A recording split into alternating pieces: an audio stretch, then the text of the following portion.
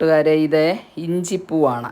എല്ലാവർക്കും അറിയാമായിരിക്കും. ഇതിനെ ഞാൻ ഇത്രയും വേഗത്തിൽ വളർത്തിയെടുക്കാൻ 3 മാസം കൊണ്ട് വളർന്ന ഇഞ്ചിയാണിത്. അതിനെ ഇത്രയും വേഗത്തിൽ വളർത്തിയെടുക്കാൻ ഞാൻ ചെയ്ത രീതികളൊക്കെ നിങ്ങളോട് ഞാൻ ഇന്ന് പറഞ്ഞു തരാം. ഇപ്പോൾ ഇഞ്ചിയൊക്കെ നമുക്ക് എപ്പോഴും ആവശ്യമാണല്ലോ. അപ്പോൾ ഞാൻ എൻ്റെ അടുക്കളയുടെ പിൻഭാഗത്ത് ചെയ്തതാണ്. ഇത് ഇഞ്ചിയുടെ പൂവ് ഞാൻ ഒരുപാട് എണ്ണത്തിൻ്റെ വെട്ടി അവിടെ കുത്തിയിരിക്കുന്ന ഭാഗമാണ് കാണുന്നത്. കണ്ടോ, ഇഞ്ചിയുടെ പൂവാണ്. എല്ലാ ഇതിനും ഞാനൊരു 10ഓളം ചാക്കിൽ ഇങ്ങനെ ഇഞ്ചി പുറകു ഭാഗത്തൊക്കെ നട്ടിട്ടുണ്ട്. ഇതുകൊണ്ട് നമുക്ക് ഒരുപാട് ഗുണങ്ങളുമുണ്ട്. അതിൻ്റെ കാര്യങ്ങളെല്ലാം പറയാൻ വേണ്ടിയാണ് ഞാൻ ഇന്ന് ഈ വീഡിയോ ചെയ്യുന്നത്. നിങ്ങൾ ഇത് സ്കിപ്പ് ചെയ്യാതെ മുഴുവനായിട്ട് കാണണം.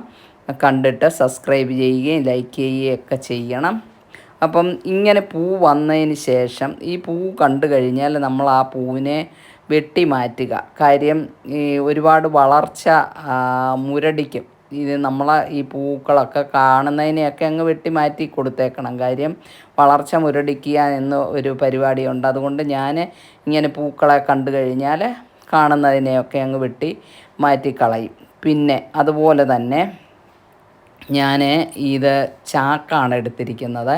ചാക്ക് വലിയ ചാക്ക് പകുതി വെച്ച് കണ്ടിച്ചതിന് ശേഷം ഇതിൻ്റെ അകത്ത് കരിയിലയും പിന്നെ ചാണകപ്പൊടി, കൊന്നയില, ഇവിടെ കൊന്നയിലയൊക്കെ ധാരാളമുണ്ട്. അതിനൊക്കെ ഒരുപാട് വളമുള്ള ഇലകളാണ്. അപ്പോൾ അതും കുറച്ച് മണ്ണേ ഞാൻ ഇതിൻ്റെ അകത്ത് ചേർത്തിട്ടുള്ളൂ. അതുകൊണ്ട് നമുക്ക് പല പ്രയോജനവുമുണ്ട്. നമുക്ക് ഈ ചാക്കൊക്കെ അങ്ങോട്ടോ ഇങ്ങോട്ടോ ഒക്കെ ഒന്ന് മാറ്റണമെന്ന് വെച്ചാൽ അതും പറ്റും. നമ്മുടെ കയ്യെത്തുന്ന ദൂരത്താകുമ്പോൾ നമുക്ക് ഇഞ്ചിയൊക്കെ ഒന്ന് ഇച്ചിരി അടുക്കളയിലെ ആവശ്യത്തിന് വേണ്ടി വേഗം ഓടിച്ചെന്ന് എടുക്കുകയും ചെയ്യാം. ഇപ്പോൾ ഇത് 3 മാസം കൊണ്ട്, കാര്യം എനിക്ക് മെയ് മാസമൊക്കെ നല്ല മഴയുള്ള സമയമായിരുന്നു. അപ്പോൾ ജൂണൊക്കെ ഒരു പകുതി ആയപ്പോൾ കുറച്ച് മഴ മാറിയപ്പോഴാണ് ഞാനിത് ചെയ്തത്. അപ്പം ഞാൻ കരിയില, പിന്നെ ഇലകളെ, പച്ച ഇലകളെ, ചാണകപ്പൊടി, അതുപോലെ ഇത് ഇത്രയും ഞാൻ കുറച്ച് കുമ്മായപ്പൊടി ഇട്ട് ഇളക്കി 1-2 ദിവസം വെച്ചതിന് ശേഷമാണ് ഇഞ്ചി കഷ്ണം, നമ്മൾ ഇഞ്ചി ആണല്ലോ നട്ട് കൊടുക്കുന്നത്, ഇഞ്ചി കഷ്ണം വെച്ച് അത് പിന്നെ വെള്ളം ഒഴിച്ച് ഇങ്ങനെ പോവുകയായിരുന്നു. ഇഞ്ചിക്ക് നല്ല വെള്ളം വേണം. അതുകൊണ്ടാണ് പണ്ടുള്ളവർ പറയുന്നത് ഇഞ്ചി കൃഷിയൊക്കെ ചെയ്യുന്നത് നല്ലതായിട്ട് മഴ പെയ്ത് ഭൂമിയൊക്കെ തണുത്തതിന് ശേഷമാണ് ഇഞ്ചിക്ക് നല്ല. പിന്നെ ഇതിങ്ങനെ ചെയ്യുന്നത് കൊണ്ട് ഒരുപാട് വേറെ പ്രയോജനങ്ങളുമുണ്ട്.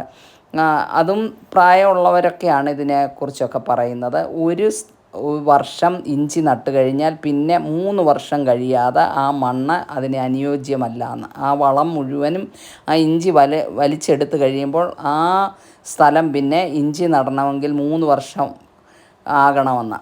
അപ്പോൾ അതൊക്കെ ഈ ഒരു കാര്യത്തിൽ ഈ ചാക്കിൽ നടുമ്പോൾ നമുക്കത് ബാധകമല്ല. കാരണം നമ്മളെ കൊടുത്തിരിക്കുന്ന വളങ്ങൾ മുഴുവനായിട്ടും ഈ ഇഞ്ചി വലിച്ചെടുത്ത്, അതാണ് ഇത് ഇത്രയും വേഗത്തിൽ ഇങ്ങനെ വന്നതിൻ്റെയും കാരണം. നമ്മൾ ഉദ്ദേശിക്കുന്നതിനേക്കാൾ സാധാരണ ഇഞ്ചിയൊക്കെ പുറത്തൊക്കെ നട്ട് കഴിഞ്ഞാൽ 8 മാസം കഴിയാതെ അതിനെ പറിച്ച് നമുക്ക് എടുക്കാൻ പറ്റത്തില്ല. അപ്പം ഇതൊക്കെ എന്ന് പറഞ്ഞു കഴിഞ്ഞാൽ ഇത് പൂർണ്ണമായിട്ട് വളർച്ച എത്തിയെന്നല്ല. ഇത് നമുക്കിപ്പം ഇഞ്ചി ചായ ഇടാം, മീൻ കറിക്ക്, അങ്ങനെ എല്ലാ കറികൾക്കും ഒരുപാട് വിളഞ്ഞില്ലെങ്കിൽ പോലും നമുക്ക് കറികൾക്ക് ആവശ്യമുള്ളതെല്ലാം നമുക്ക് ഓടിച്ചെന്ന് എടുക്കാൻ പറ്റുന്ന തരത്തിലാണ് ഇതിപ്പോൾ. അപ്പം ഞാൻ 3-4 കൂട്ടം കാര്യങ്ങൾ നിങ്ങളോട് പറഞ്ഞ് അതെല്ലാം നിങ്ങൾക്ക് മനസ്സിലാകുകയും ചെയ്തിട്ടുണ്ട്. അപ്പം ഇങ്ങനെയുള്ള രീതികളിൽ കൂടെ ഓരോ കാര്യങ്ങളും നമ്മൾ ചെയ്തു പോയാൽ നമുക്ക് ഒരുപാട് കാര്യങ്ങൾ. ഇതിൻ്റെ പ്രധാന കാരണം നമുക്ക് ഒരുപാട് സ്ഥലമില്ലാത്തവർക്കൊക്കെ ഏത് സമയത്തും ഇങ്ങനെ 3-4-5 ചാക്കുകളൊക്കെ കൈ കിട്ടിയ കഴിഞ്ഞാൽ ഞാൻ ഒരു ചാക്ക് രണ്ടായിട്ട്, ഒരു ചാക്ക് വെട്ടിക്കളഞ്ഞിട്ട് അതിൻ്റെ ചൂട് ഭാഗം കയറിട്ട് കെട്ടിയിട്ട് അങ്ങനെയും ഇതിൻ്റെ അകത്ത് ഞാൻ വെച്ചിട്ടുണ്ട്. അതിൻ്റെ അകത്തും നമുക്ക് നിറയ്ക്കാം. അപ്പോൾ ഒരു ചാക്കിൽ 2 സ്ഥലത്തായിട്ട് നമുക്കത് വെച്ച് മണ്ണ് നിറച്ച് നമുക്കിതുപോലെ ചെയ്യാം. അല്ലാതെ 6 ചാക്കുണ്ട് 12 ഗ്രോ ബാഗ് നിറയ്ക്കത്തക്കതുപോലുള്ള, ഞാനത് നിറച്ചപ്പോൾ ഇത് കാണിക്കാൻ പറ്റിയില്ല.